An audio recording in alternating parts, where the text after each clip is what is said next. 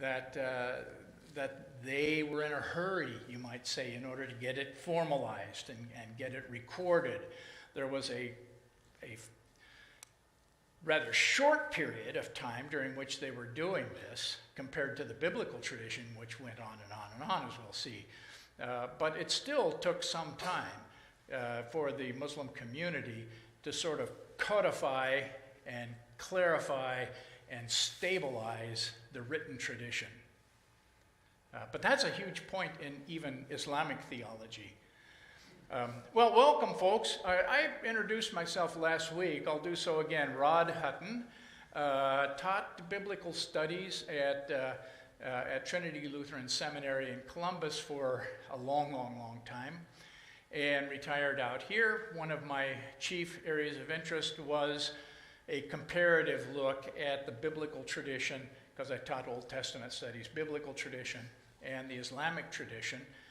So that's what we're doing here. We're talking about today Abraham and his great faith. I lied last week when I said we were going to be looking at Noah. We'll do that, I think, next week. But Abraham is perhaps the single most important character in Islamic theology. Well, he's important, as we'll see, in biblical theology, too. So that's why I wanted to take a look at the character of Adam today. Abraham.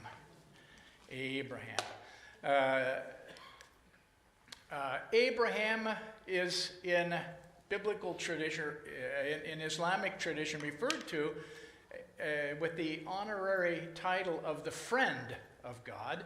There's a long history to that. It shows up in the Old Testament. He is the lover of God. That comes across into Islamic theology as the friend of God. And the point that I hope that I make today is twofold. That number one, the Islamic tradition knows the biblical tradition. They know the biblical tradition, however, as it comes down through them over the centuries of what I call tradition building. Traditions build over the centuries. And so the Islamic tradition knows the traditions of Abraham, but as we will see, through a long tradition building process. Abraham is referred to in Islamic theology as a Hanif. One of the texts says that those silly Jews and Christians, they'll say Abraham was a Jew. No, they'll say Abraham was a Christian. They're both wrong. Don't they know that Abraham was a Hanif, or he was a Muslim? What they mean by that was he was one who submitted to the divine will, and a Hanif is one who was pre-existed the Islamic tradition. Islam was not around until, of course, the age of Muhammad, but Islam professes that humans were always Muslim, or had the capacity to be Muslim, because the entire universe is Muslim. So the stars, the moon, all the planets, they obey God. Humans have the potential to obey God. We don't always, but to be Muslim is a part of who we are. So it's often argued that texts relating to Abraham are at home, not in the Meccan surahs that we talked about last week, the Meccan surahs and the Medinan surahs. The Meccan surahs, those earlier surahs when Muhammad lived in Mecca, from the time of his receiving revelations in 610 until he moved away from there in 622.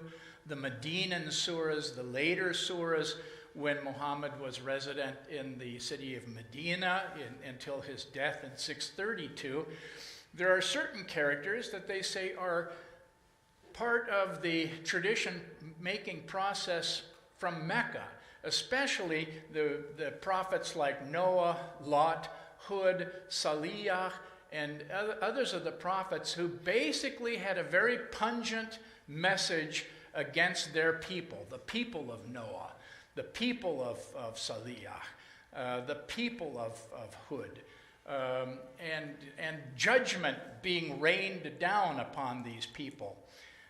Abraham, the argument generally is that the Abraham traditions come from the later period of Muhammad's life, when he was in Medina, with a focus now on the polemical struggles not against the pagans, the polytheists in Mecca, but now rather against the Jews and Christians with whom he was coming into increasing contact in Medina. So they're longer treatises on how do we deal with Muslims and Jews, and etc. Abraham, they say, was neither Jewish nor Christian, but he was Muslim. He was a Hanif. And importantly, they understand Abraham to be a primogenitor of Muhammad himself. There is a prayer in the Quran, Surah 2, 129, in which Abraham prays that there might be a messenger sent for the people in Mecca. And this is understood to then have been fulfilled in the coming of Abraham. So in this sense, the Islamic tradition understands Abraham to be Muhammad understands Muhammad to have been the fulfillment of Abraham's prayer. I assume that was your question, clarification. I want to take a look at Abraham, first of all, in the Old Testament tradition. And this is a good example of what I refer to as the tradition building process. Now, traditions can be pretty stable, especially in communities that are more oral than written. But even the most stable traditions morph and get added to over time. If one looks at the earliest tradition to texts in the Old Testament tradition, what scholars generally refer to as the epic tradition, certain chapters within the Pentateuchal books, Genesis, Exodus, etc., one can see an understanding of Abraham in which he is regarded as one who receives the promise of land. Think of Genesis 12, an important chapter in this old epic tradition, where Abraham is called out of Haran and is promised land in the land of Canaan. And he is the recipient of the promise of people in Genesis 15, both Genesis 12 and Genesis 15, very important in this regard, that Abraham is promised to be the father, the Av of a great nation, Goy Gadol, the Av of a Goy Gadol, great nation. Also, Abraham is associated in tradition building with the sanctuary at Mamre.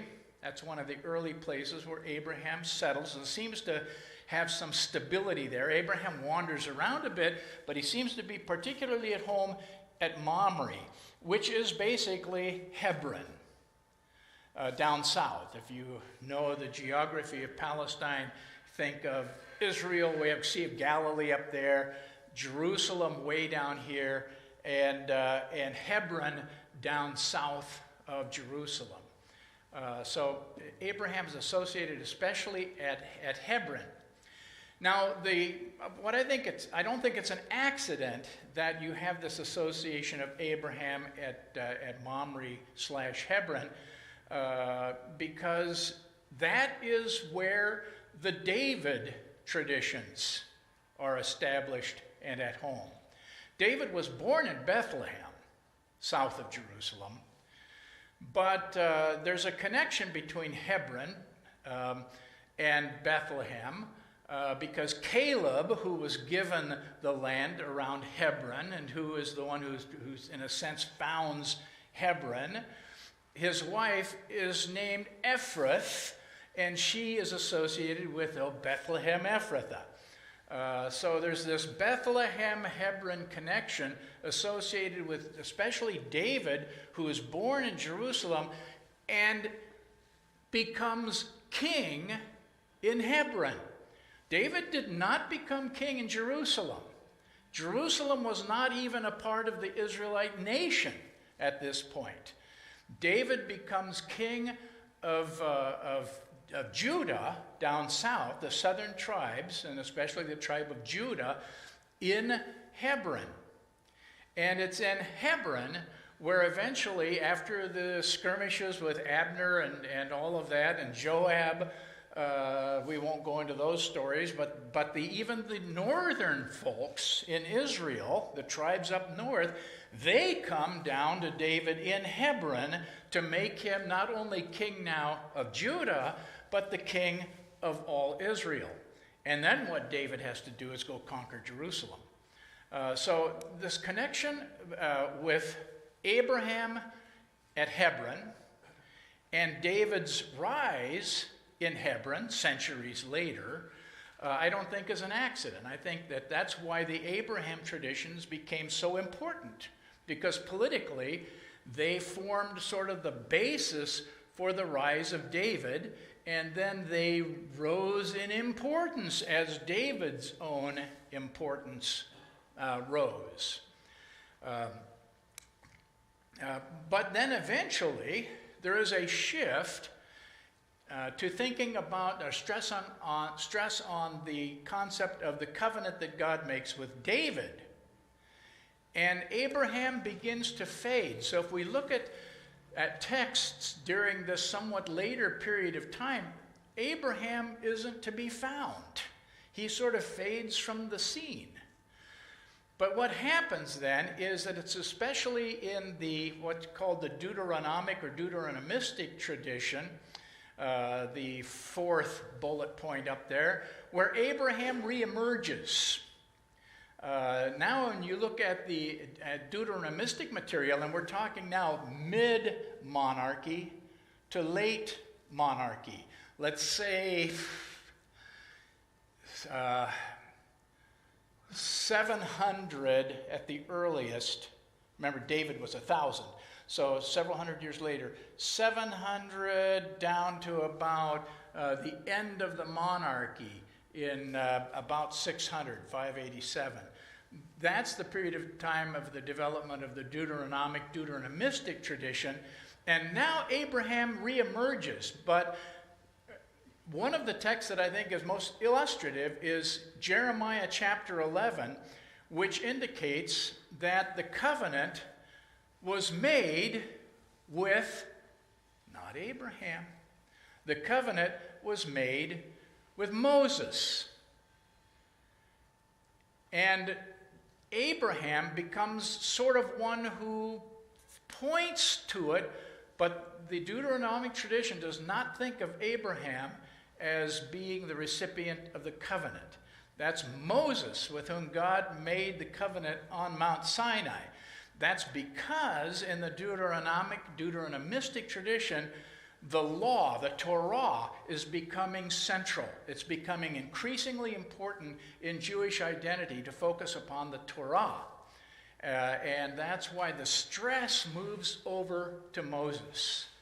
And in fact, Abraham now, because he's associated with the royalty, with monarchy, David and everything, that the Deuteronomistic tradition was written in the ashes of 587, when the Babylonians had come in and wiped Judah out.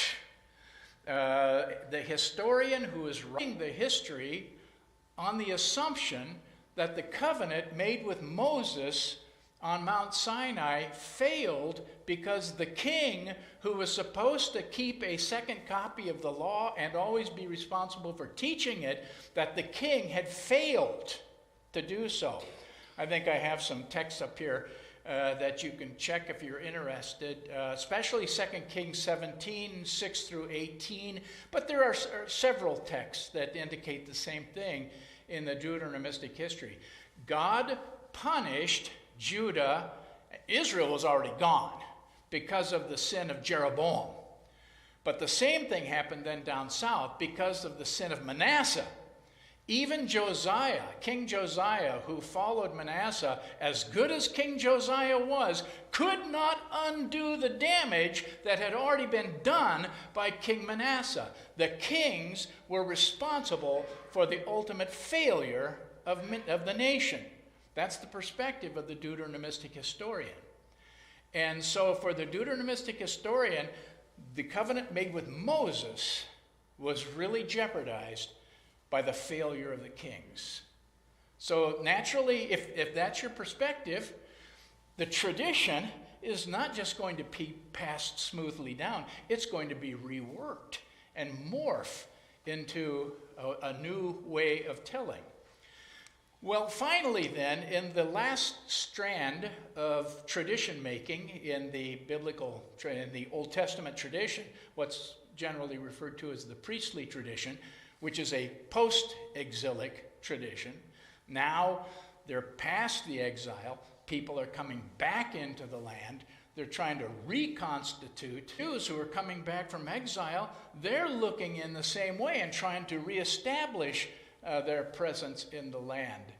And so in this late post-exilic priestly theology, Abraham now gets the covenant back. But now it's not just the covenant of Abraham, it's an eternal covenant that God makes. So Genesis 17 is the classic priestly text in this regard. If you read Genesis 17, you can see priestly theology, late theology written all over it, in which Abraham now is the recipient of the eternal covenant. And he is not just the father of a Goy Gadol. He is not just the Av Goy Gadol, the father of a great nation. He is the father of a Hamon Goyim, of a multitude, a screaming multitude of nations. And that's significant for priestly theology because I think I talked about the fact that part of the theological movement in ancient Israel was that in the post-exilic period, you have sort of a theological universalizing going on under the auspices of the Persian Empire, which is in control now of much of that part of the world. And the Persians, because of their unifying nature of their empire, Israel moved much more toward a monotheism, a view that there is no God other than God. And so this universalism, I think, is also given expression in the priestly understanding that Abraham doesn't just represent Judah or Israel. Abraham is the father of a multitude of nations. And so I think those are all critical for priestly theology. I want to take a look at the New Testament texts. In the Gospels of Luke and Matthew in particular. In Luke, Abraham is symbolic of the continuity that Luke and Luke's community understands to exist between the New Testament community and the Old Testament community. Well, between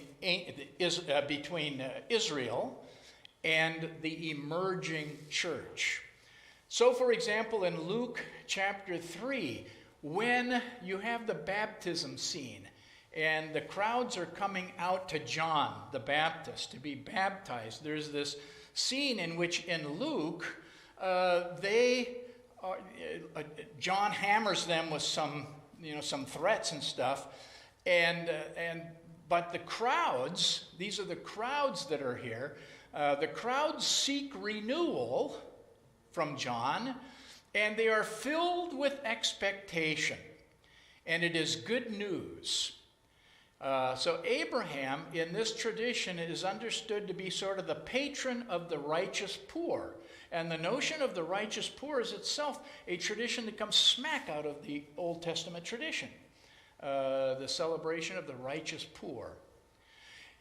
Compare that with Matthew, on the other hand, and here we start seeing the divide that is emerging between Judaism and the church. The same scene in Matthew chapter 3, now it's no longer the crowds that come out to John to be baptized. It's the Jewish leaders. who come out, and they seek no renewal. They have no expectation, and they are met with words that are not good news.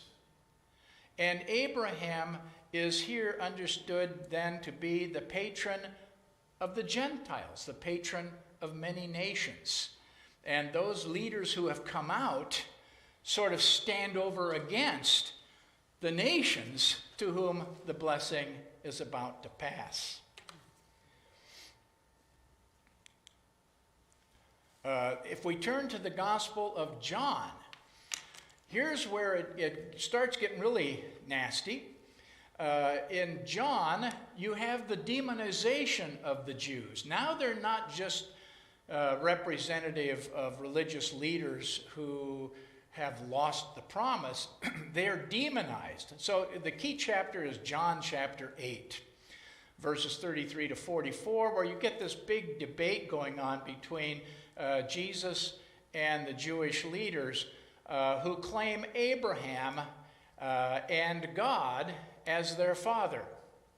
What do you mean we're not free? We have Abraham as our father. And so this sets up the debate then. Your real father is the devil. And you have then toward the end of the chapter this interesting comment where Jesus says to them, "Before Abraham was, I am." That's a really cryptic comment, but it's a part of what we would call Johannine Logos Christology. Let me explain what that means. Johannine, John's understanding of the pre-existence of the Logos, the wisdom that we talked about a couple of weeks ago, in John's Gospel begins, "In the beginning was the Word," the Logos. "In the beginning was the Word, and the Word was with God, and the Word was God." And then the Word becomes flesh. We talked about how this came out of the Old Testament tradition itself of creation, and then Proverbs 8 and the celebration of the hymn of wisdom that claims that it was with God as a master craftsman at the time that God created. So this tradition that comes out of the Old Testament is picked up by John and now applied to Jesus, of whom it is claimed that here is the Word that was with God from the very beginning, and in fact was God. Johannine Logos Christology. So now in John chapter 8, Jesus says, or John puts the words in Jesus' mouth, "Before Abraham was," forget that, I've got him temporarily beat, "I am." Ego eimi.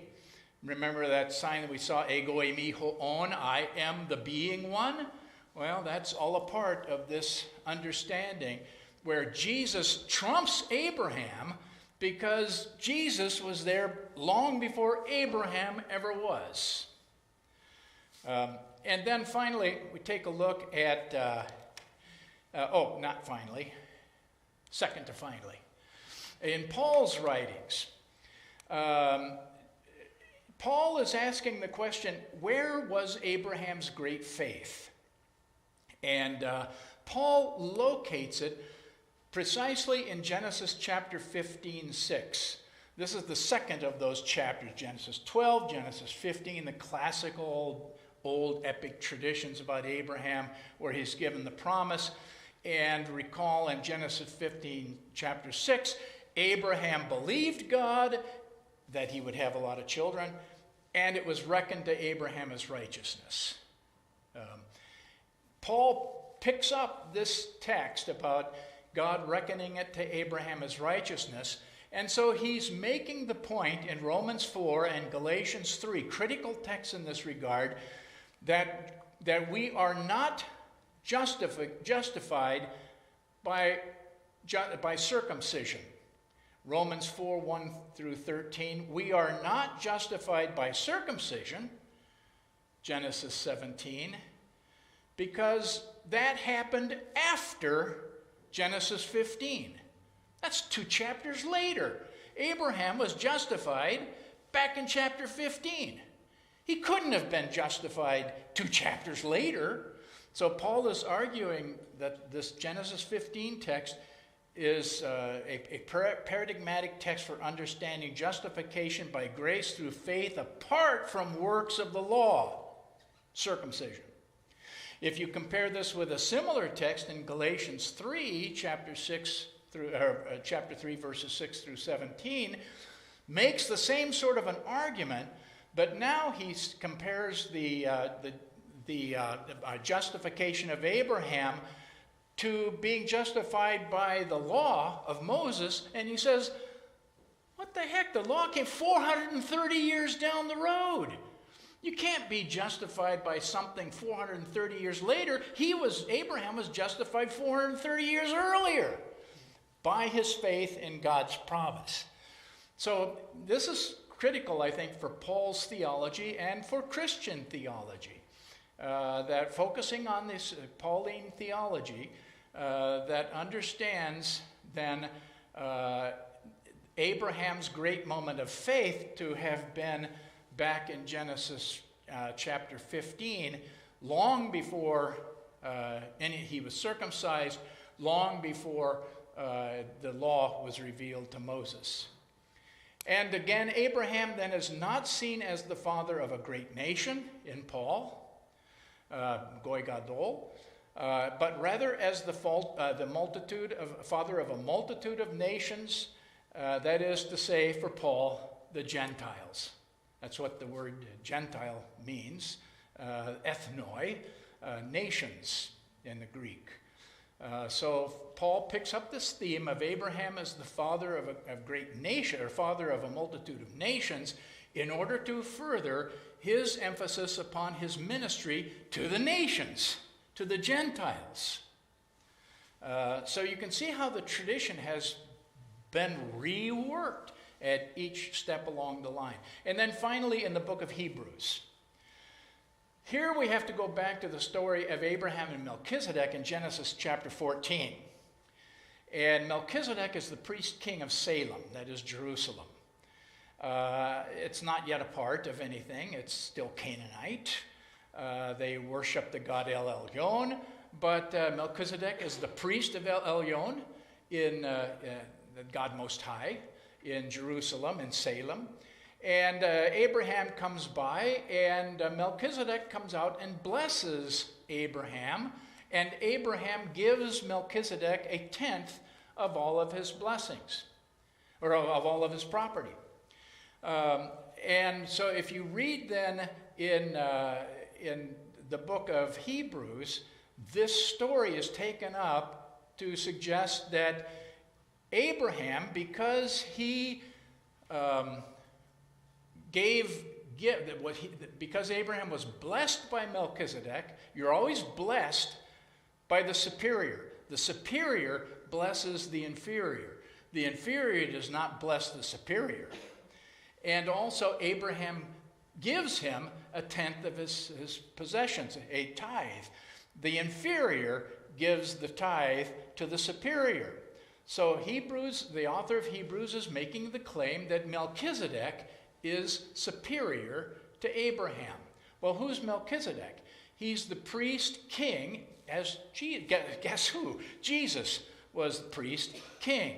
Jesus was the eternal king, just as Melchizedek is said to have been the eternal king without father, because there's no pedigree about Melchizedek in Genesis 14. He must have been the Son of God, just as Jesus is the Son of God.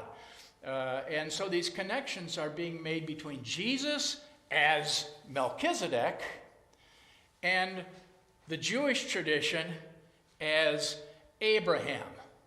And which is the superior and which is the inferior? Hebrews is arguing Melchizedek is superior to Abraham, just as Jesus is superior to the Jewish tradition. So you can see how the Abraham tradition is being reworked constantly in order to move it in different directions. I'm going to go now to Abraham in the, there was the book of Hebrews. I'll let you look at that because I didn't let you look at it before. Abraham receives Melchizedek's blessing and in turn gives Melchizedek his tithe. Melchizedek is son of God and priest forever, as Jesus was. Abraham is thus inferior to Melchizedek, the priest king of Salem, and Jesus is the guarantee of a better covenant. You can take a look at those texts. I'm not lying. They're there. It's very, very interesting, though, the way these New Testament authors are picking up this Abraham tradition and reworking it for their own interests. You know, you got to be a little bit cynical to be in this line of work.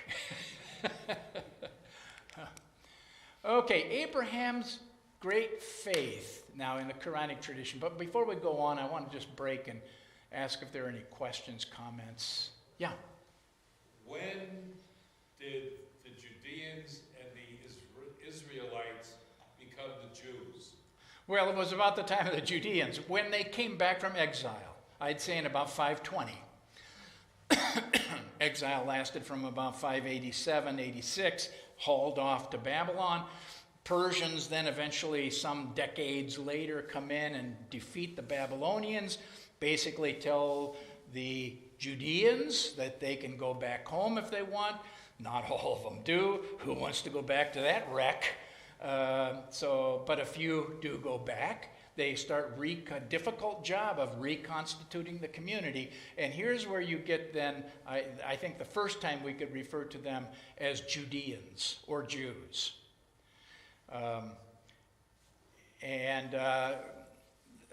There's a crisis that develops because a lot of these people coming back from exile, they weren't well received by the people who were left in the land, because the people left in the land weren't simply going to be going catatonic.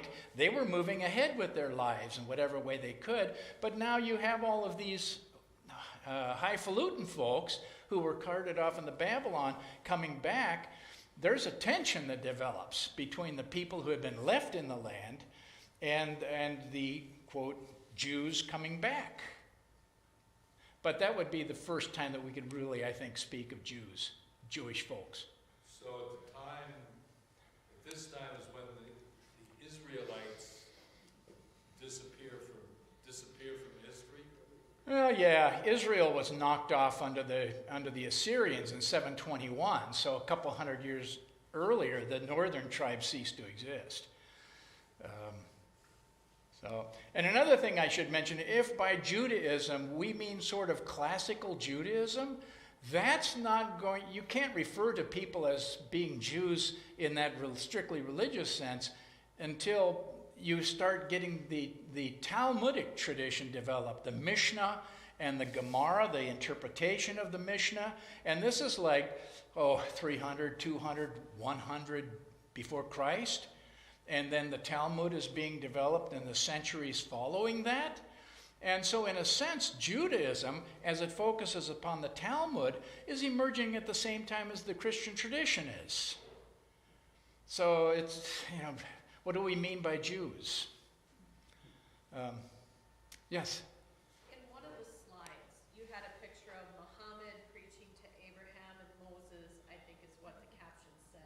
Oh, okay. But I thought there weren't supposed to be any images or graven images of Muhammad. Oh, yeah, well... Where was that? Where's it from? Artists always... Muhammad was depicted in early art. But you get some circles within Islam where that's a no-no. And so you'll see pictures of Muhammad where the face is blurred out, or the face becomes a fire. But then in other Islamic communities, you do have portrayals of Muhammad.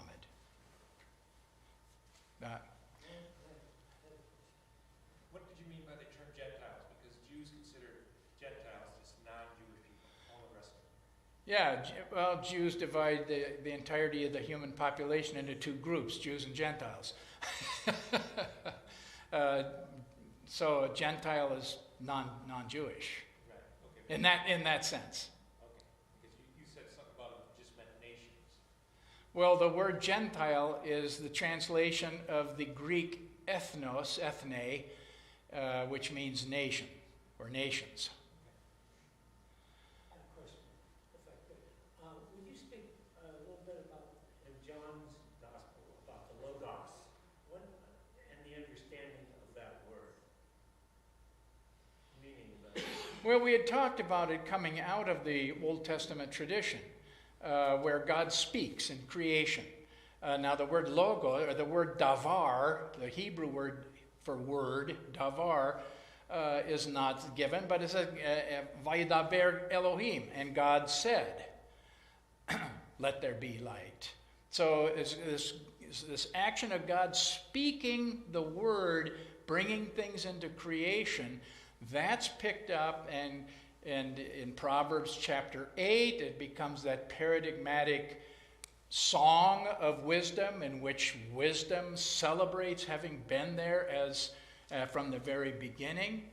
And then you have also in Ben Sira chapter 25, I think it is, in the intertestamental literature, where you have a very similar reference to wisdom, a very similar hymn by wisdom. You'd think Proverbs 8, they're just copying Proverbs 8. No, they're not, because they're locating the word of wisdom in Ben Sira becomes located where? In the temple, in the Mosaic Torah. So in this Jewish tradition, as it develops, it's understanding this creative word that eventually becomes embodied in the Mosaic Torah, in the sanctuary. Compare that to John's tradition, where you have this word that was at the beginning, does not become localized in the Torah. Where does it become localized? And the word became flesh and dwelt among us. So whereas the Jewish tradition understands the word to eventually settle into the Torah, the Christian tradition understands it to have settled into the person of Jesus of Nazareth in incarnation. It becomes flesh, not word, not written document, but flesh. I don't... Okay, let's turn then to take a look at Abraham's great faith in the Quran.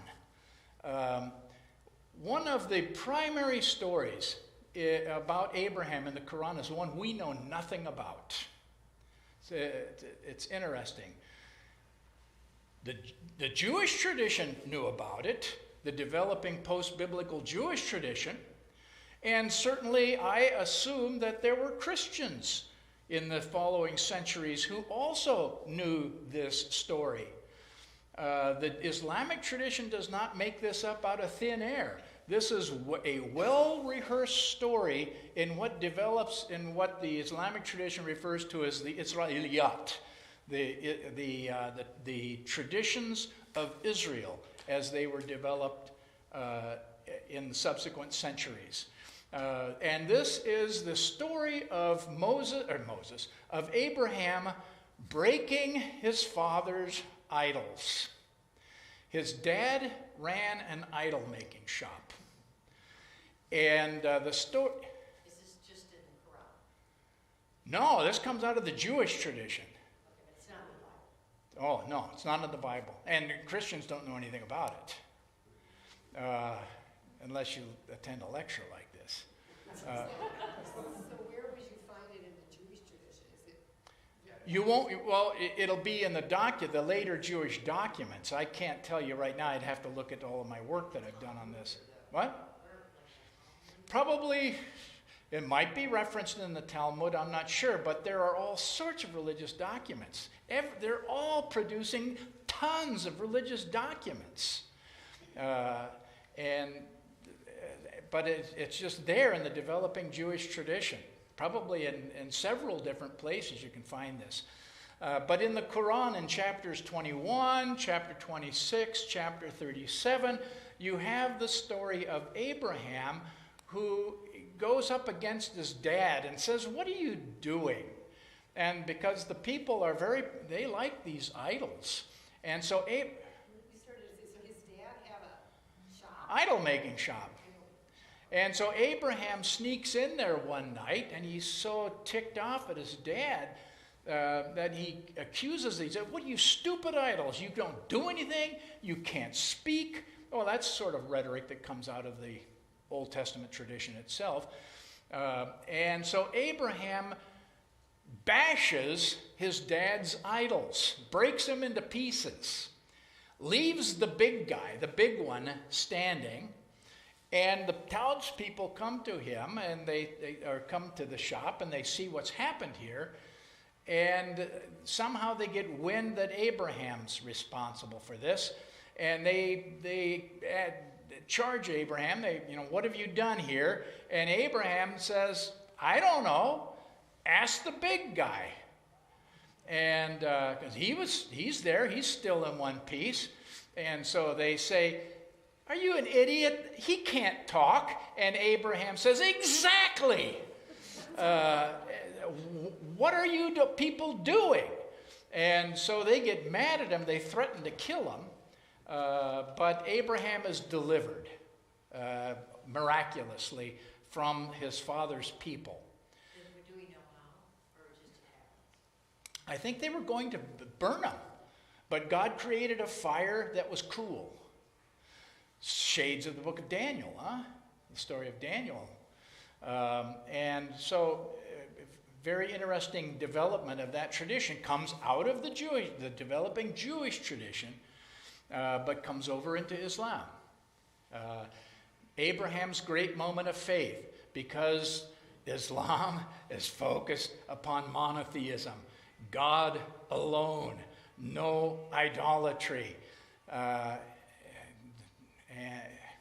So that's probably the single most important story about Abraham in the Quranic tradition, one that we don't even know about. Abraham also in the Quran, in the Islamic tradition, is understood to be the founder or the restorer of the Kaaba.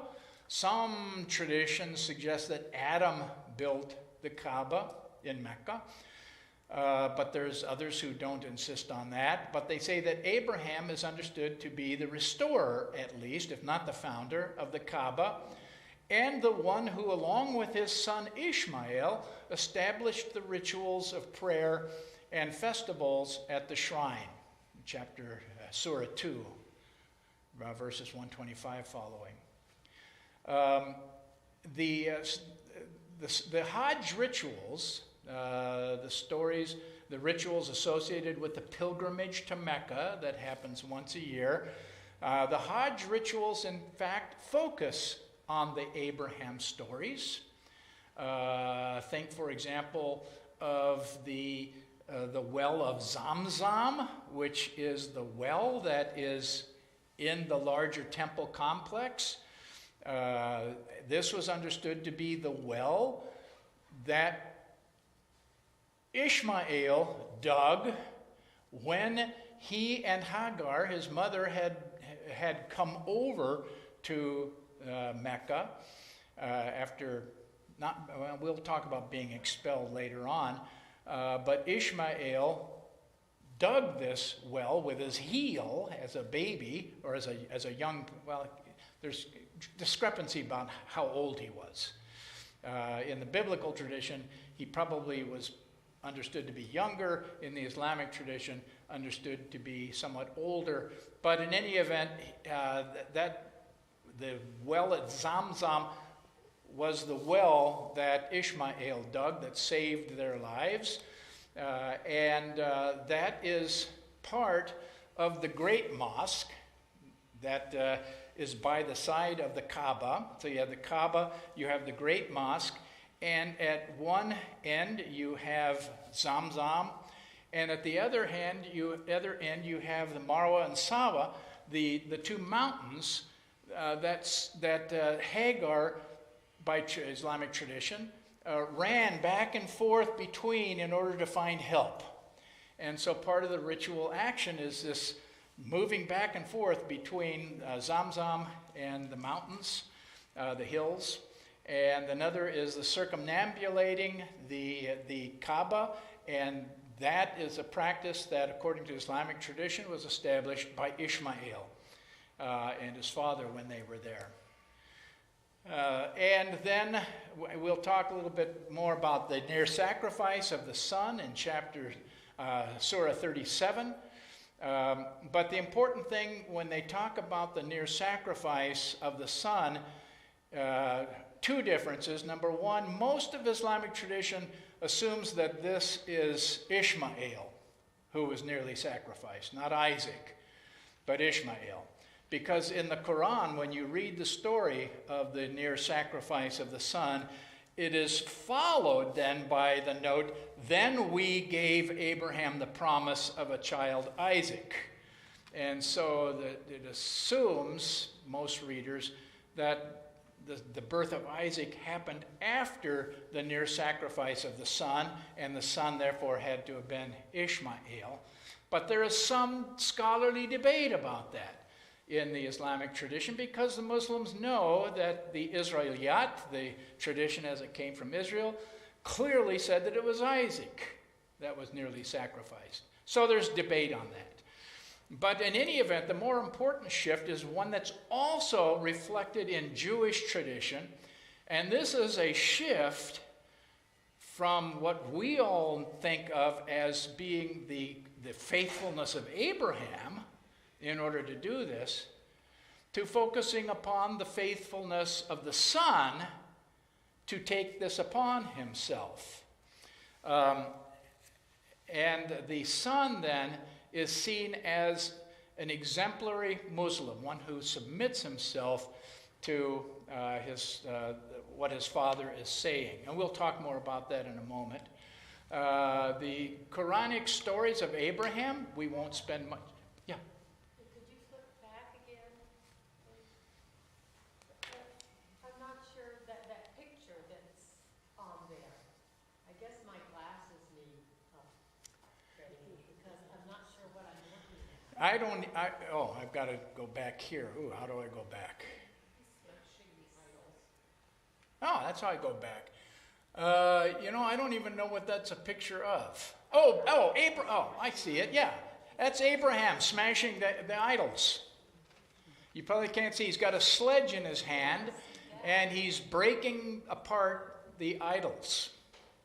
I thought it was in his father's workshop or something. Well, it's a later artist rendering. He was going to kill his son or something. No. I see why you think that.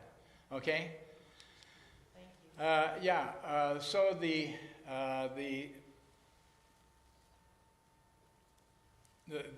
other Quranic stories of Abraham, won't spend much time on these at all. We know the story in Genesis 18 about the three strangers that show up, God and two angels apparently, and this is the scene where the promise of the son to Abraham and Sarah. They know this story. The interesting thing here is the reason for Sarah's laughter. Now in Genesis 17, the previous chapter, is where God reveals to Abraham that he's going to have a son, and Abraham laughs out of disbelief. Now in chapter 18, these three guys show up. They tell both Abraham and Sarah that Sarah's going to have a child, and Sarah laughs. And you remember the story, perhaps, that she laughs, and God says, "Hey, why'd you laugh?" And she lies and says, "I didn't laugh." And they said, "Oh, yeah, you did." The word laugh in Hebrew is tzachak. And what Sarah did was Yitzchak. Yitzchak is Isaac's name. That's the name for Isaac. And it's a play, both Genesis 17 and 18 are a play on the name Isaac. So when this is taken up in the Quranic tradition, however, Sarah kind of looks bad in Genesis 18 because not only does she laugh in disbelief about this, but she lies about it. That's read out of the Quran. The Quran is not easily going to stand by and let potentially defaming material come over into the Quranic tradition.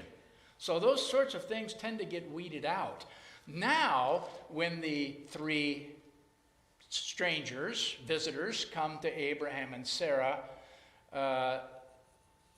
the reason why Sarah laughs is because, like in the Bible, they show up and there's a little bit of tension. What are these guys? Who are these people? We don't know. Can we trust them? Is this dangerous? And in the Quranic tradition, the Islamic tradition, they're even more worried. And until the three visitors say, we're not after you guys. It's good news for you. But we're on our way, however, to Sodom. Because that's Genesis 19. That follows in the story. We're going to Sodom, and they're in trouble. At that point, Sarah laughs. It's a laugh of relief that they're off the hook. But the motif of laughter is picked up, but it's watered down.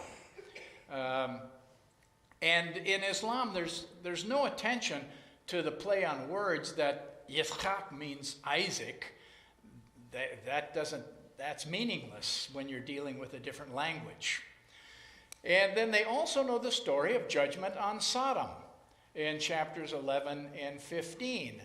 The three people say, we're on our way to Sodom and we're going to throw some good fire and brimstone down on those people because they go there and they can only find one family. Well, remember, in the biblical tradition, it starts at 50 and it goes to 40, and it gets whittled down until they can't even find 10. It's a little different in the Quranic tradition, but the basic motif is the same. They couldn't find anyone there except for one family, namely Lot's family, but they know that Lot's wife doesn't make it out. So there's no pillar of salt in the Quranic tradition, but there is the note that she was chosen to be left behind. Just shows you how intimately they know these biblical traditions. The stories of Sarah and Hagar are very interesting. In the biblical tradition, there is an adversarial relationship. If you read these chapters, these materials, Genesis 16, 37, Judges 8, Psalm 83, they're aware that the Ishmaelites live on the edges of polite society. They're out there to our east, and they cause trouble for us. They eventually become more increasingly enemies of Israel. And so there's this dynamic that's set up of this tension between them. Now, the key text here is when Isaac has just been weaned, they throw a party. But Ishmael is spotted by Sarah doing something that gets her really angry. The general English translation of the text, what is that? Genesis 21:8 following. The traditional English interpretation is that Sarah looks over and sees Ishmael playing with her son Isaac. Well, how dare he? Wait a minute. Why would she get so upset about Ishmael playing with her son Isaac? The English translation makes absolutely no sense. What the Hebrew says that Ishmael is doing is he is metzachik. That's the Hebrew term that is used. Metzachik. It's a participial form of the verb tzachak, to laugh. Sarah looks over and sees Ishmael laughing. There's no object there. It doesn't say that he's laughing with anybody. It just says she sees Ishmael laughing. Well, the point is this, that for Sarah, her son is the one who laughs. No son of Hagar is going to usurp my son's position in the family, my son's critical identity, by laughing. That's what it is that makes Sarah angry. She sees Ishmael doing something that she takes to be his attempt to usurp Isaac's role in the whole scheme. And so, recall then, Sarah sends Hagar and Ishmael packing. This is the second time that they've been kicked out of camp. And in the New Testament, in Paul, in Galatians chapter 4, this theme of this competition between Ishmael and Isaac is picked up. The Septuagint, the Greek translation, adds that whatever it was that Isaac was doing, he was doing it, or Ishmael was doing, he was doing it with Isaac. And the developing tradition takes that to mean making fun of or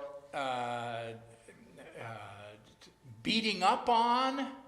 There's this tradition that develops in Jewish tradition about Ishmael shooting arrows at Isaac and missing him, but coming close and just sort of scaring him. So you have this tradition developing that Ishmael is persecuting Isaac.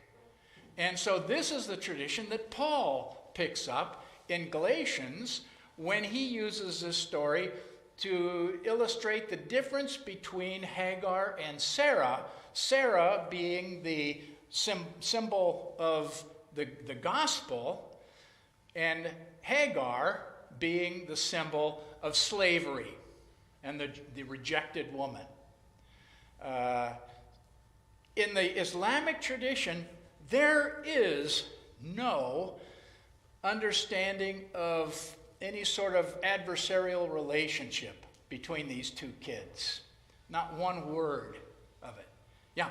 Doesn't Islamic, do they still believe that Sarah is the wife and Hagar is the concubine? There is no big deal made out of that. No, Abraham had 2 wives. Well, Abraham had more wives than that. We don't read about what the chapter that talks about all of the other wives that Abraham had. But in Islam, they're both wives, they're both parallel, they both have the same status. It's just that Abraham moved with Hagar and Ishmael to Mecca and had one family there where he had the important role of either founding or refurbishing the Kaaba, and with his son Ishmael instituting the rites for the Hajj. Whereas back here, he'd go back occasionally and be with his other family, and they don't dispute the importance of that. These two are held as equals in salvation history, you might say. So there's no story of expulsion in the Quranic tradition. She's not booted out. Isaac lives with his parents at Mecca, and I have some text there, chapter 2, chapter 22, chapter 14. Yes? So, Does Abraham live in Mecca? No, there's no word about Abraham's living in Mecca. And then I want to look at the story of Abraham's near sacrifice I went the wrong way. Is there any evidence in any other tradition or scripture or writings of this interpretation of Ishmael before Muhammad? I don't know enough about it. Would the Jewish developing tradition have maintained the story of the confrontation between Isaac and Ishmael? I would imagine they would, because it's in their vested interest to do so. I don't think the Jewish tradition, developing Jewish tradition, would suppress that at all. If anything, they would probably develop it. But the Quranic tradition, there's no reason for them to want to maintain that tradition. Okay, so the sacrifice of the son. Quran verses 99 through 111, it's not a major story, not nearly as well rehearsed as the story of Abraham breaking his father's idols. But they do know the story of the sacrifice. It's rather shortly told. But I think the key development here in the Quranic tradition, following what develops in the Jewish tradition, is a shift away from the faithfulness of Abraham to talk now about the faith of the child. In the Quranic tradition, Abraham has a dream that he is supposed to sacrifice his son. We don't know if this was a dream from God or a dream from Satan, and Abraham probably doesn't know either. So the first thing Abraham does is goes and talks with Isaac, with the son. We don't know which, probably Ishmael, could be Isaac, but the son. What's he do in the biblical tradition? In Genesis 22, when this happens, Abraham gets this vision, has this visionary experience, sacrifice your son. He packs up the donkeys, loads the kid on the donkey, and takes off. There's no conversation. The son eventually says, "Hey, Dad, where are we going to get the sheep?" And what's Abraham's response? "The Lord will provide," which is probably a play on the name for Moriah, which is, then that story is the mountain of sacrifice, but in the larger tradition gets associated with Jerusalem, which is a whole nother story. But in the Quranic tradition, from the very get-go, Abraham comes to the son and says, "I had this dream. What do you think?" He asks the son for his own opinion as to what's going on. And the son in the Quranic tradition, following the developing Jewish tradition, which basically develops this same theme, the son says, "May it be so, Father, and if that's the case, may I be found loyal. Let me be a pleasing sacrifice." And so you see the shift now in both the Jewish tradition, picked up in the Islamic tradition, moves away from highlighting the faith of Abraham. In fact, in the Jewish tradition, they don't refer to that story as the faith of Abraham. They refer to it as the binding of Isaac. That's the binding of Isaac, that story, because the focus is shifted onto the faithfulness of the son. Well, now in the Islamic tradition, picking that up, again, the same sort of story, whereas the son prays to be a faithful sacrifice. And the sacrifice almost goes through, but the angel stays Abraham's action and saves the day. In the Quran too? Yeah, in the Quran. That is it. That was the last slide that I had. So I hope that I've made the point that is 2 points. Number one, Islam knows these stories, usually taken over through the developed tradition, as it's passed down through those earliest Old Testament texts, all through the tradition building process of the Old Testament into the New Testament, reflecting upon all those texts, the Jewish tradition, and it's picked up then in the Islamic tradition. They know the stories. But number two, the stories serve the interest of Islamic theology, just as the New Testament reference to the traditions of Abraham served the purposes of the emergent church as it was trying to feel its way into a world in which we were growing apart from the Jewish tradition. So my plea always is that we understand, that we be generous to a new hearing of these stories. We be aware of our hearing and what we believe the gospel is foundationally telling us, but we also be sympathetic to other people's tellings of the stories, and we seek to understand their telling within the context of their own theological commitments.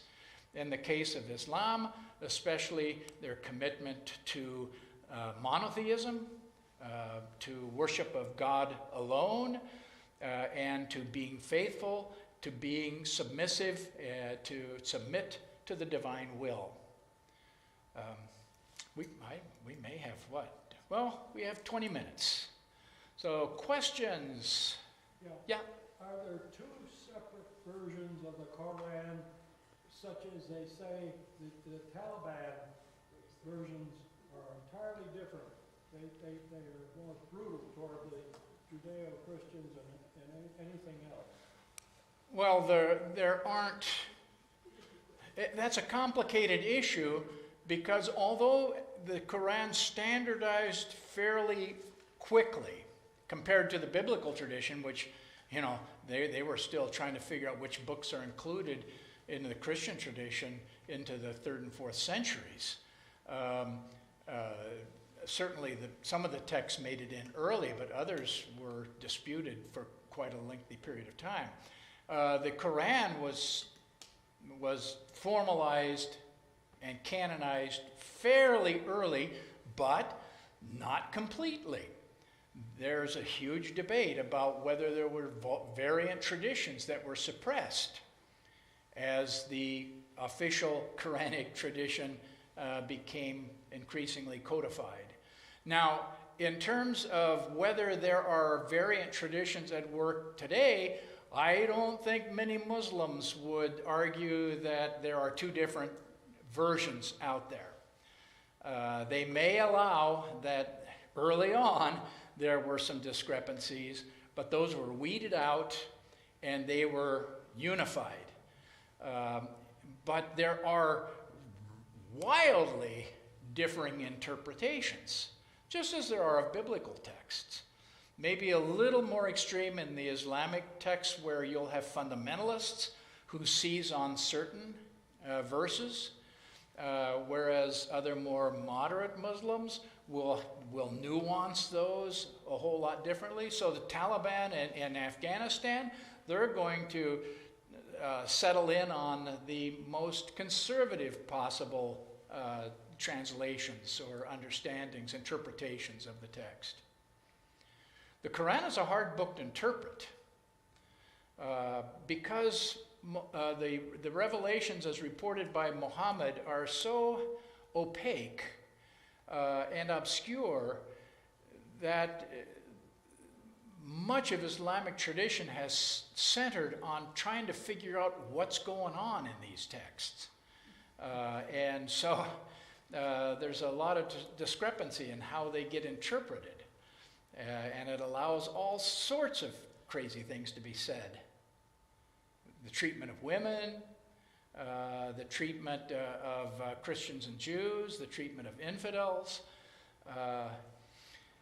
And this is, I think, important to be said too, that recall Islam developed in two major forces at work when Muhammad was trying to secure the community in Medina. He was the leader of the community. It was a theocratic community. And Muslims were in charge, but they were at war, number two, with the Meccans. And these traditions then were being solidified during a very volatile period of warfare. Well, think of how the Christian tradition develops. It develops in a backwater community among a group of people that have absolutely no political power. They're a wart on the little toe of the Roman Empire. They're not in control of anything. And the basic, given that fact, the basic ethos of Christianity is to faithfully receive martyrdom, but recognize that you are powerless. Kingdom is not of this world. Turn the other cheek. That sort of pacifist understanding within the Christian tradition. That's because Christians weren't in control of anything, and they had to adopt pacifism as a way of survival. Whereas in the Islamic tradition, the Muslims were in control, political control at Medina, and they were locked in warfare both with the tribes of Mecca and also with the other Arabian tribes that the early leaders of the community were trying to bring along. It was in the context of warfare. And so I think that it's understandable that given that context, the Quran and the Islamic tradition is going to be somewhat more shaped by a militaristic approach to life. And I think that Muslims struggle with that. And I suspect that a lot of Muslims don't really like those parts of the text, that they try to figure out where the center is and how that relates to that militaristic stuff over there. But I think that the context in which the two scriptural traditions were formed were basic in making that distinction. Other questions? That question comes up a lot. Why are they so violently opposed to Christians and Jews? Well, they were locked in a serious struggle with them. Not so much with the Christians and Jews so much as the other polytheistic tribes. That's why even the Quran is a bit ambiguous about how to deal with Christians and Jews. They said the Christians are the closest to our heart, the most like us. But other texts say don't have anything to do with them. So it goes both ways. Are the writings on holy war more often found in the earlier Shura? The Meccan period, you're saying? I'm trying to think where the term holy war occurs in the Quran. The Quran speaks of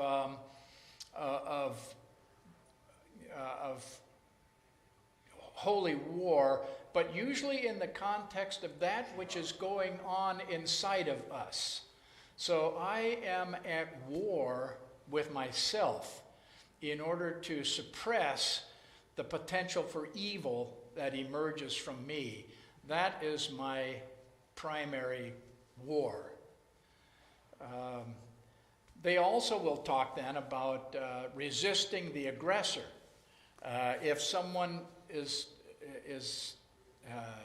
leading aggression against you, then you have a responsibility to fight. But if they're not, then don't you dare. So there's a somewhat of a pacifist tradition in the Islamic tradition also, but not as much of one.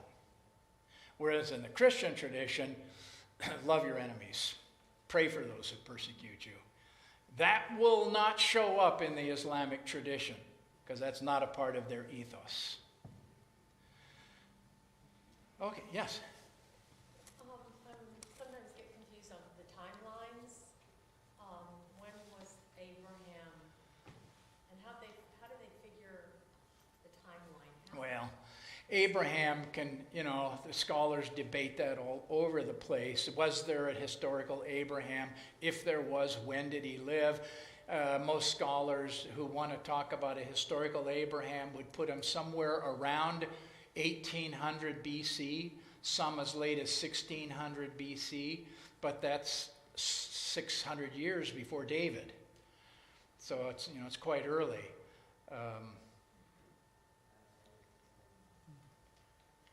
So those Abraham traditions were long in developing. Is David descended from Abraham's? Well, according to the biblical tradition, yeah, the genealogy, yeah. Well, David is descended from Jacob. Jacob, the 12 tribes of Israel, and David is from the tribe of Judah. Judah was one of Jacob's sons. So yeah, but so is Ishmael and all of the tribes of Ishmael. Ishmael also is promised 12 tribes. You made a comment about Christianity and pacifism, Islam and military. Is then the Jewish faith based on persecution? I'm I'm sorry, what was the last thing? Jewish faith based on persecution. Is the Jewish faith, yeah, I mean, their own persecution. There is a great deal of emphasis in the Jewish tradition about our having been victimized by one nation after another, starting with Egypt, right? The slaves in Egypt, the Exodus as a foundational event, celebrating their escape from that particular oppression. But then you have Israel being whacked by the Assyrians, Israel being whacked by the Babylonians, Israel being under Persian domination, although somewhat more peaceful domination. Israel being whacked again by the Greeks in the form of the Seleucid Empire. Certainly then the Romans, Jerusalem torn down by the Romans. So yeah, Judaism has always thought of itself as going from one crisis, emerging out of one crisis into another. Yeah, that is important for Judah, and then certainly the Holocaust plays into that. That's their foundational event for modern Judaism is the Holocaust. So what was occurring with Islam at the time of the birth of Jesus? Islam did not exist as a religion. Now it's a good question because Muslims would say, oh yeah, there were Muslims there. That is, there were faithful people there. Jesus was a Muslim. The disciples were Muslims. Not the guys that wrote the Bible, though, because they got stuff wrong. They were leading people astray. That would be what Muslims would say. But certainly Jesus and his disciples were Muslims. There were lots of Muslims. Muslims from the very beginning of time. But you don't spell Muslim with a capital M until you get to the time of Muhammad.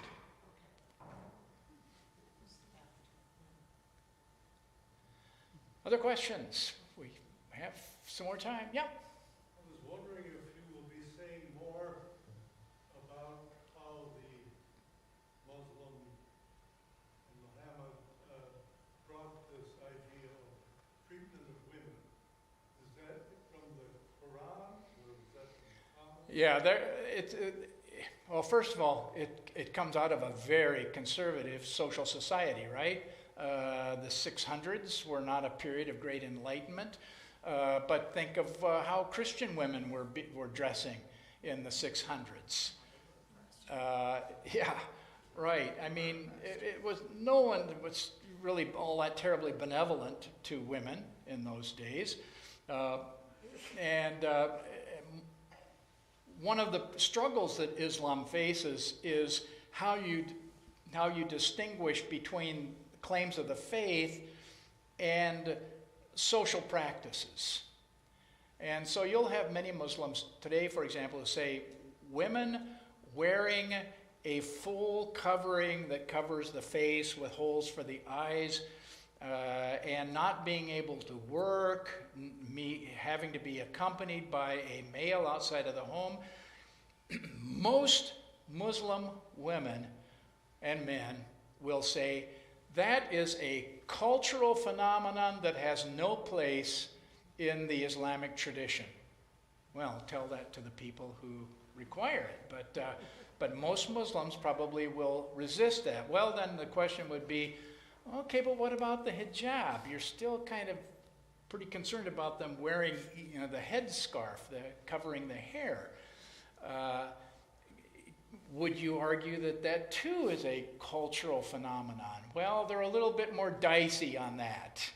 Probably a lot of modern Muslims would only wear the headscarf when they go to pray.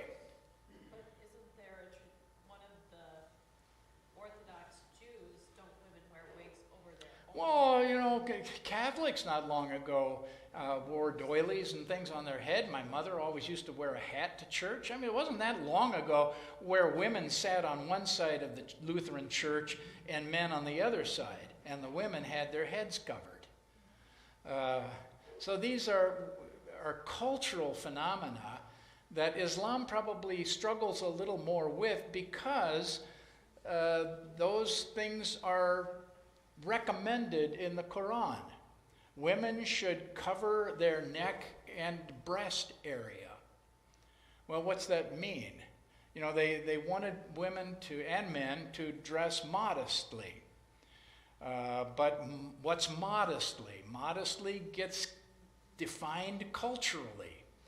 So they never said anything about covering your hair? The Quran probably does. But as an act of modesty, men are supposed to cover their heads too. So you'll see a lot of Muslim men wearing caps when they go to pray. But you don't see so many men wearing the caps as they do with the women. Not out on the street. No, you're right. Not on the street.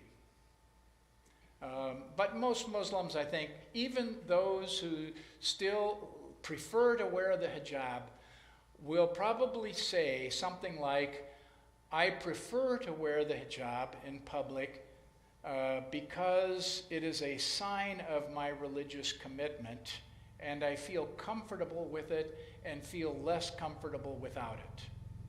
I don't think that many of them would say it's required by God. And they probably would say if other Muslim women decide differently, they're free to do so. But you will have conservative communities, just like you have conservative Jewish communities. Go to Mea She'arim in Jerusalem, where you'll see the ultra-Orthodox Hasidim living. No cars, ear locks, black long coats, funny hats. Well, that's true, and probably not even that far. We go up to Vail, Colorado once in a while, and they have Jewish communities up there that you see dressed like that. Okay, well, I'm getting kind of tired, but if there's one more question, I'd take it. But otherwise, thanks a lot. And next week we're going to talk about Noah and some other stories. So, have a good week.